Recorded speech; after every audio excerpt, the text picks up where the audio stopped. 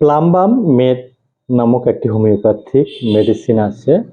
মূলত যে সমস্ত রোগীদের অবক্ষয় বা উত্তেজনা কমতে কমতে একবারে নিস্তেজ হয়ে যায়, এই ব্যক্তিদের ঘন ঘন ধাতু নির্গত হয় এবং ফোঁটায় ফোঁটায় বীর্যপাতের লক্ষণ তাদের মধ্যে প্রকট হয়।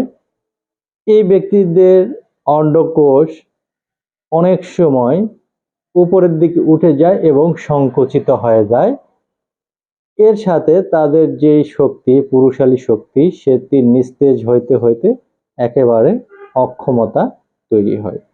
এই সমস্ত ব্যক্তিদের ক্ষেত্রে প্লাম্বাম মেড এই হোমিওপ্যাথিক মেডিসিনটি খুবই ইফেক্টিভ। এটি পাওয়ার ব্যবহার করা যেতে পারে 1 থেকে 2 ফোঁটা 3 বেলা খাবারের আগে, 30 অথবা 200 পাওয়ারগুলো আধা ঘন্টা আগে খেতে হবে। আর যদি মাদার টিংচার ব্যবহার করা হয়, এই সেম মেডিসিনের মাদার টিংচার যদি হয় 10 থেকে 12 ফোঁটা 3 বেলা খাবারের পরে খেতে হবে 1 থেকে 1.5 মাস। তাহলে এই ব্যক্তিদের নিস্তেজ হয়ে যাওয়া, ধীরে ধীরে দুর্বলতা, শক্তি হ্রাস পাওয়া, এই সমস্যাটা ডে বাই ডে ইমপ্রুভ হবে।